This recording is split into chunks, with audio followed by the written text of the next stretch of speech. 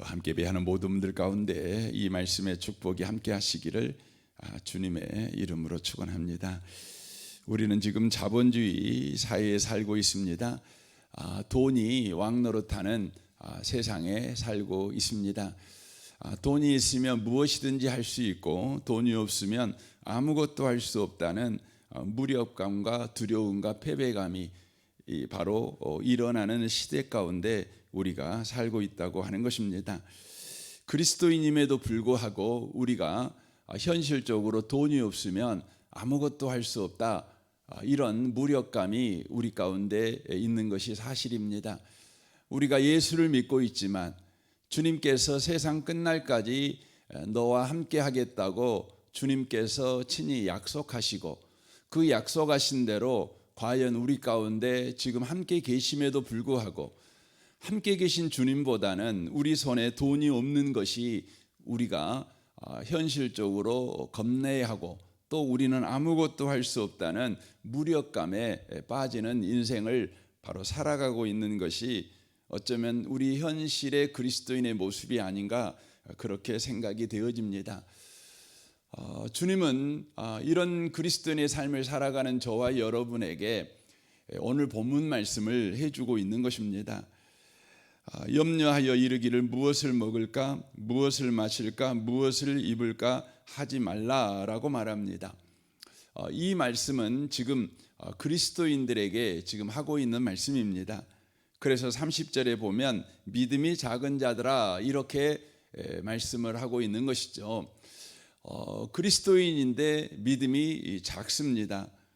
그래서 무엇을 먹을까, 무엇을 마실까, 무엇을 입을까를 바로 근심하고 염려하고 있다고 하는 것이죠.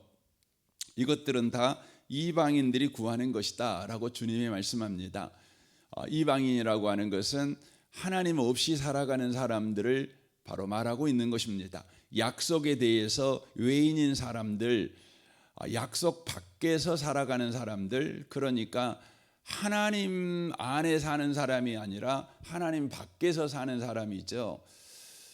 하나님 안에 산다는 것은 하나님의 은혜 안에서, 하나님의 능력 안에서, 하나님의 열심과 하나님의 인도하심과 공급하심 안에서 살아가는 것과 바로 전혀 상관없는 삶을 살아가는 것을 의미하는 것입니다. 그 사람은 결국은 세상을 의지해서 살아가는 사람이죠. 여러분, 세상 가운데 가장 가까운 것이 무엇입니까? 그건 자기 자신입니다. 그러니까 이방인들이 삶을 살아가는 방식은 자기 자신을 의지해서 살아가는 방식을 가진 사람들이다, 이렇게 말씀을 드릴 수 있습니다. 하나님의 능력이 아니라 자신의 능력이고, 하나님의 인도가 아니라 자신의 인도지요. 하나님의 뜻이 아니라 자기의 뜻이지요. 하나님의 열심이 아니라 자기의 열심이지요. 하나님의 전지전능하심이 아니라 자기 자신의 바로 지혜와 지식을 바로 의존하여 살아가는 사람들을 의미하는 것입니다. 이방인들은 무엇을 먹을까, 무엇을 마실까, 무엇을 입을까라는 현실적인 문제 앞에 놓이게 될 때에 그들은 자신의 능력이나 자신의 생각이나 자신의 계획이나 자신의 열심, 또 자신의 지식을, 또 지혜를 의존하는 삶을 바로 살아가는 것이죠. 그러니까 이방인들이 구한다고 말을 할 때에 누구에게 구하는 것일까요? 그것은 자기 자신에게 구하는 것입니다. 자기 자신에게 바로 그것을 요구하는 것입니다. 무엇을 먹을까, 무엇을 마실까, 무엇을 입을까를 해결하라고 자기 자신에게 촉구하는 것입니다. 이게 이방인들이 삶을 살아가는 방식이죠. 그래서 먹을 것, 입을 것, 마실 것의 문제는 바로 자기 자신에게 책임이 있다라고 생각하며 인생을 살아가는 사람이 바로 이방인인 것이죠. 끊임없이 그래서 먹을 것을 해결하지 못하고 입을 것을 해결하지 못하면 자책감을 가지고 살아갑니다. 끊임없이 자기에게 책임을 물으며 자기를 바로 쪼아대는 것이죠. 자기를 바로 궁지에 몰아붙이는 것이죠. 그럼에도 불구하고 답이 없을 때 인생은 어떻게 됩니까? 자폭하게 됩니다. 자책하게 되고 자멸하게 되고 체념하게 되는 것이죠. 끝내는 해결책이 없으니까 바로 스스로 자기 목숨을 끊어버리는 자살을 선택하게 되어져 있다고 하는 것입니다. 먹을 것이 없고 입을 것이 없고 마실 것이 없는데 그 현실을 자기 자신이 책임을 지고 해결해야 되는 바로 인생을 살아가는 사람, 그 사람이 바로 이방인이라고 하는 것입니다. 그러나 그리스도인들은 그런 사람들이 아니죠. 그래서 먹을 것, 입을 것, 마실 것의 문제 앞에 서 있는 그리스도인들에게 주님은 뭐라고 책망하냐면 그것 또한 해결하지 못해 이 무능한 자야 이렇게 말하지 않습니다. 뭐라고 말하냐면 믿음이 작은 자야 이렇게 말을 하는 것입니다. 그 믿음이 작다는 것은 나 자신과의 관련된 것이 아니라 하나님과의 관계를 이야기하는 것입니다. 그러니까 이방인들은 끊임없이 자기 자신이 먹을 것, 입을 것, 마실 것을 해결해야 되는 책임자이지요. 그러므로 책임을 진 나에게 끊임없이 바로 답을 요구하는 것입니다. 그런데 주님은 너는 그리스도인이야. 그러면서 먹을 것, 마실 것, 입을 것에 염려를 하고 있을 때 주님은 뭐라고 말씀하냐면 너 왜 하나님 생각을 안 해? 너 왜 하나님의 능력을 너 무시해? 왜 너 하나님의 열심에 대해서 관심을 갖고 있지 않아? 너는 왜 하나님의 인도를 외면하고 있어? 이렇게 지금 이야기를 하는 것입니다. 그래서 믿음이 작은 자야 라는 이야기를 하는 것입니다. 여러분 이 아침에도 주님은요 너 그거 하나 해결하지 못하냐 이렇게 주님이 말씀하지 않고요 너 왜 나 생각 안 하냐 이렇게 지금 주님이 말씀하고 있음을 여러분과 제가 들으셔야 됩니다. 우리는 그 하나님의 음성을 못 듣고요 끊임없이 이방인들이 자기한테 외치는 소리만 듣습니다. 그리스도인인데도 그럽니다. 그래서 이 아침에도 왜 너 그런 거 못해? 너 바보냐? 너 그렇게 무능하냐? 너 그렇게 게을러 터져갖고 되겠냐? 이런 소리만 듣습니다. 그러니까 여러분 그리스도인이면서도 다 코 빠져가지고 그렇게 사는 것이죠. 그러나 주님이 이 아침에 지금 저와 여러분에게 말씀하는 건 뭐냐면 왜 너는 나를 생각하지 않느냐? 왜 너는 나의 능력, 나의 열심, 나의 뜻, 또 나의 인도, 나의 보호, 나의 공급하심, 나의 일하심을 너는 왜 생각하지 않느냐?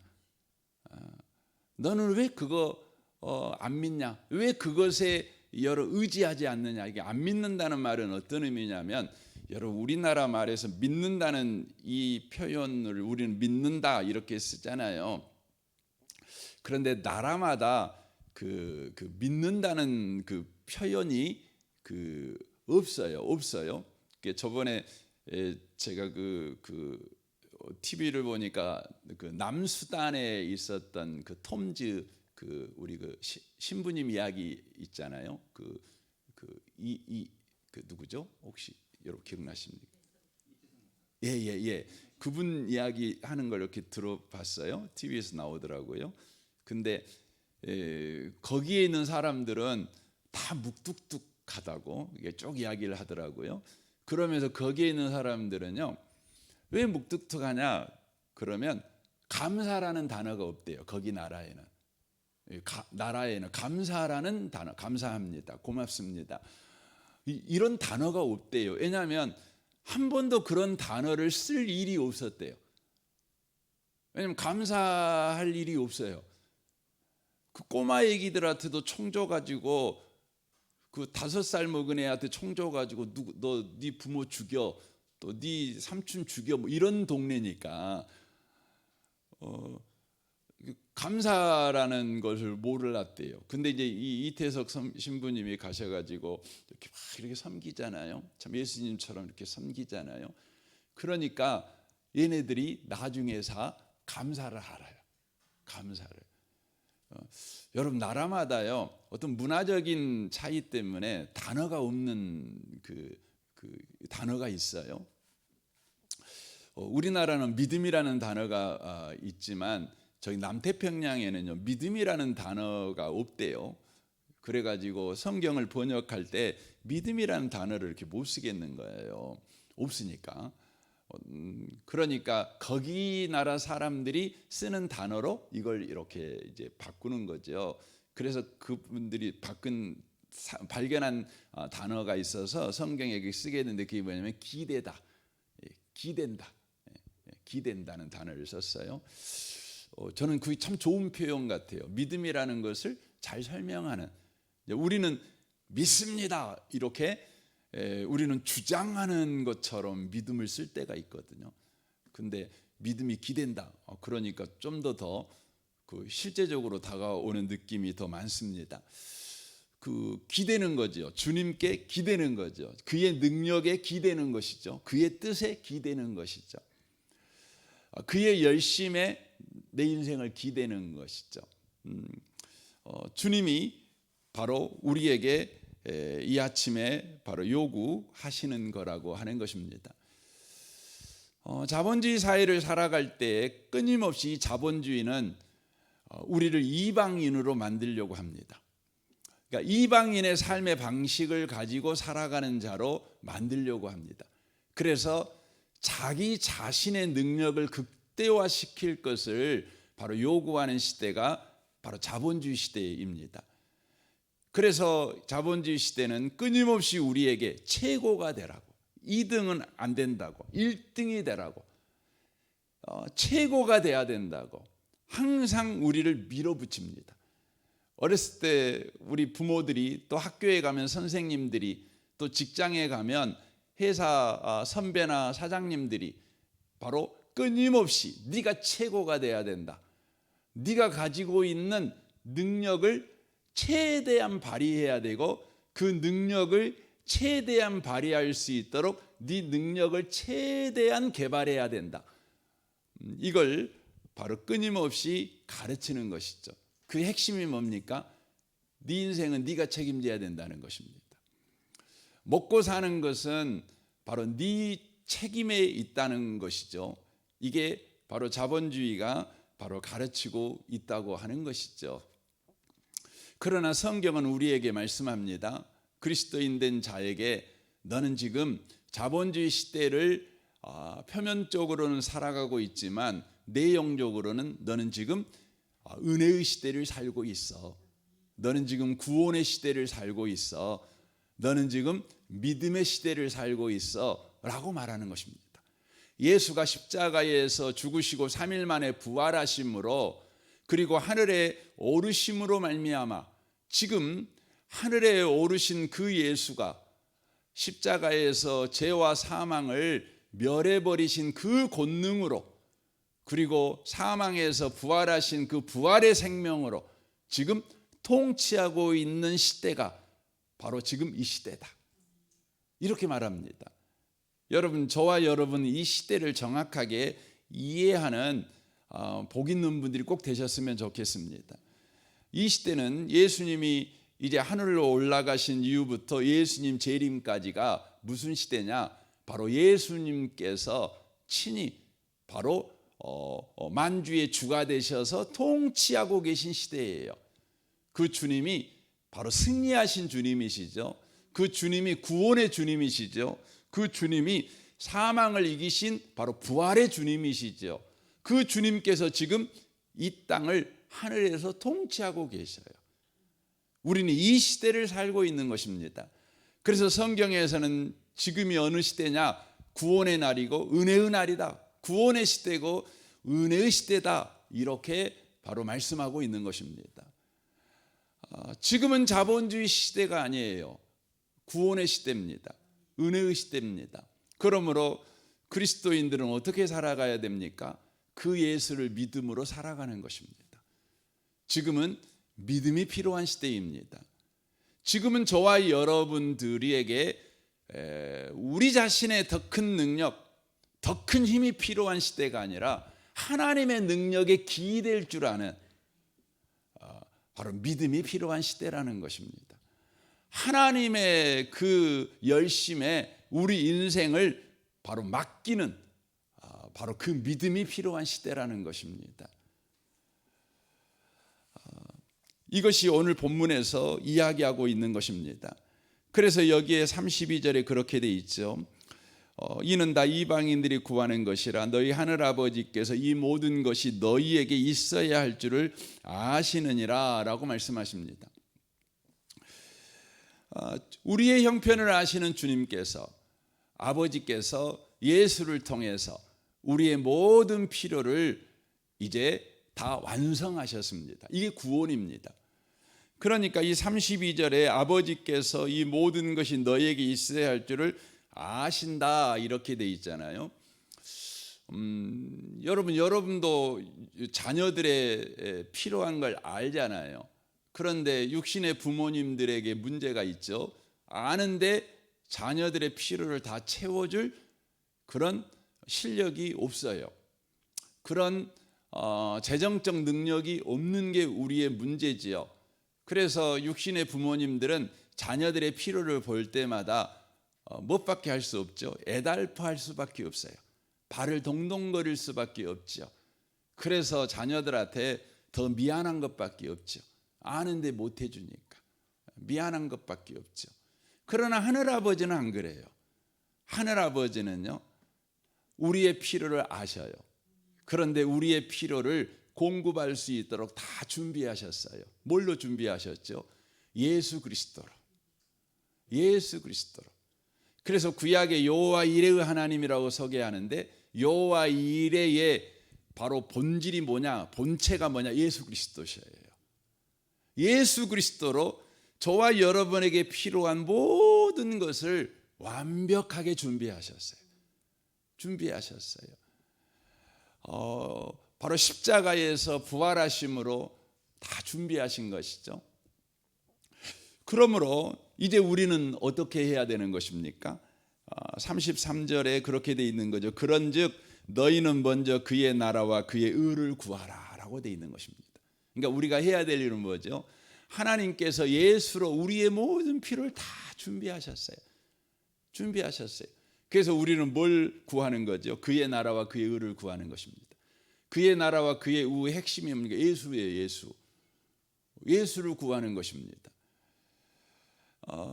그러니까 주님이 준비하신 것이 예수니까 그 예수가 우리 인생에 필요한 모든 필요입니다. 그러므로 예수를 우리는 구하는 것이죠. 주님, 우리에게 예수를 주십시오. 그의 나라, 주님의 통치를 말하고 그의 의라고 하는 건 바로 우리를 구원하신, 죄인을 의롭게 만드신 하나님의 열심을 이야기합니다. 하나님의 헌신을 이야기합니다. 이게 바로 의입니다. 의. 그래서 로마서 1장에서는 복음에는 하나님의 의가 나타나서 이렇게 되는 거죠. 믿음에서 믿음에 이르게 하나니라고 말씀을 하는 것이죠. 그러니까 의라고 하는 것이 하나님의 열심, 하나님의 희생. 근데 그게 뭐죠? 그게 예수입니다. 그게 복음입니다. 그러니까 하나님의 의를 구하라 그러면 그 말은 복음을 구하라, 하나님의 나라를 구하라. 그 말은 주님의 통치를 말하는데 지금 예수께서 통치하고 계시잖아요. 그러므로 예수를 구하라 그 말이 되는 것이죠. 그래서 그의 나라와 그의 의를 구하라는 말은 예수를 구하라 그 말인 것이죠. 이 말을 우리의 실제적으로 이야기를 하면 그건 바로 예수로 이루신 바로 하나님의 나라, 하나님의 열심, 예수로 보여주신 하나님의 나라, 하나님의 그 열심을 구하라는 것을 바로 우리에게 바로 말해주고 있는 것입니다. 우리가 현실적으로 먹을 것, 입을 것, 마실 것의 문제 앞에 직면해 있을 때에 우리가 해야 될 일은 뭐냐면 내 능력을 키우는 것이 아니라 주님께 더 기대는 삶을 살아가야 되는 것이죠. 그러려면 저와 여러분에게 반드시 필요한 것이 있어요. 그게 뭐냐면 우리가 주님을 더 잘 알아야 돼요. 알아야 기대지요. 알아야 기대지요. 그러니까 예수를 알아야죠. 그래서 성경에서는 계속해서 우리에게 말하는 게 뭐냐면 히브리서에서도 말하지만 주님을 알아야 된다고는, 예수를 생각해라 이렇게 말하는 거죠.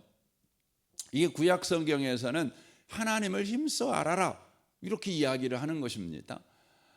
예수님께서도 요한복음에서는 하나님을 아는 것, 예수 아는 것이 그게 바로 영생이다 이렇게 표현을 하고 있는 것이죠. 그러니까 저와 여러분들이 이제 이 자본주의 사회를 살아갈 때에 나는 돈 없어서 아무것도 못해, 아니야 돈 없지만 내가 열심히 한번 해봐야지, 내 능력을 키워봐야지, 이렇게 우리는 요구받는 세상 속에서 우리는 실제적으로 무엇을 키워가야 되냐면 주님께 기대는 삶을 키워가야 되는 겁니다. 이를 위해서 우리는 더 주님을 알아가야 돼요. 주님을 알아가야 돼요. 이게 중요한 바로 이 세대를 그리스도인들이 살아가는 바로 방식이라고 하는 것을 우리가 놓치시면 안 돼요. 세상은 자본주의 사회를 살아가려고 할 때 우리에게 끊임없이 네가 더 능력 있는 사람이 되라, 네가 더 똑똑한 사람이 되라, 네가 더 지혜로운 사람이 되어라 끊임없이 요구를 합니다. 요구를 합니다. 우리는 그 요구에 지금까지 그냥 세상 말로 발바닥에 땀나듯이 그렇게 뛰어다니며 살았잖아요. 그러는데도 채워지지 않는 허망함이 우리에게 있죠. 잡으면 잡을 것 같은데 안 잡혀요. 결국은 뭡니까? 자본주의는 끊임없이 우리에게 열심을 향해서 달려가라 이렇게 요구를 하는데, 열심을 향해 열심을 내어서 달려가다가 우리는요 어떻게 되는 겁니까? 다 쓰러지고야 마는 그런 인생을 우리가 살아갈 뿐이라고 하는 것입니다. 우리는 멈춰 서서요, 여러분 뒤돌아서 주님을 바라봐야 합니다. 멈춰 서서 주님을 기대해야 하는 것입니다. 그래서 저는 저와 여러분이 수고하고 무거운 짐을 진 이 땅의 삶에서 예수님 때문에 쉼을 얻는 그런 인생을 저와 여러분이 꼭 살아갔으면 좋겠습니다. 오늘 하루도요 주님을 기대십시오. 여러분에게 끊임없이 바보야, 그런 것도 몰랐어, 여러분은 스스로 여러분을 계속해서 바보라고 야단치지 마시고, 믿음 있는 자야 주님을 기대자, 믿음 있는 자야 주님을 바라보자, 믿음으로 살아가야 될 자야 주님을 의지하자. 주여 주님을 기대오니 주의 은혜를 내게 부으시옵소서. 오늘 또 그렇게 하루를 살아가는 복 있는 분들 다 되시기를 주님의 이름으로 축원합니다. 아멘. 우리 같이 기도하겠습니다. 오늘 말씀을 우리 생각하면서 주님 오늘 또 믿음이 있는 자로 하루를 살아내는 자 되게 하여 주옵소서. 우리 자신을 끊임없이 자책에 몰아넣는 자 되지 않게 하시고, 우리를 끊임없이 채찍질하고 우리를 끊임없이 몰아붙여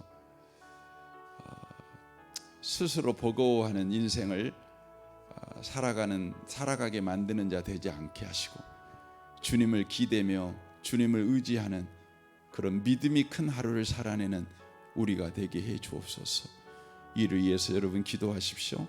여러분 가정을 위해, 자녀들을 위해, 또 부모와 여러분 배우자를 위해서, 또 직장 동료들을 위해서, 또한 우리 성도들을 위해서 기도해 주십시오. 우리 대학 청년부 김중우 목사님과 우리 청년들을 위해서 여러분 기도해 주십시오. 우리 청년들이 참 요즘 어렵죠. 그래서 열심히들 공부를 합니다. 그러나 우리 청년들에게 지금 필요한 것은 여러분 그 기도하는 아이들이 필요합니다. 새벽을 깨우는 아이들이 필요합니다. 저는 청년 사역을 오래 했기 때문에 또 대학 사역을 오래 했기 때문에 정말 그 직장 앞에 놓고 있을 때 어떤 아이들이 정말 직장의 문이 열리는가를 잘 알고 있습니다. 엎드리는 아이들입니다. 중요합니다. 여러분 우리 대학 청년들이 열심히 공부해야지요. 최선을 다해 공부해야죠. 왜냐하면 그것은 그리스도인들의 영광이고 그리스도인들의 품이니까 예수 믿는 사람은 공부 열심히 해야 합니다. 그러나 주님을 믿어야 합니다. 우리 대학생들이 청년들이 새벽을 깨우는 아이들이 될 수 있도록 이런 부분에 우리 김주웅 목사님이 진짜 강력한 영적 영향력을 끼칠 수 있도록 여러분 김주웅 목사님에게 특별하게 여러분 영권을 달라고 기도해 주시면 좋겠습니다. 우리 이 나라 이 민족을 위해서 또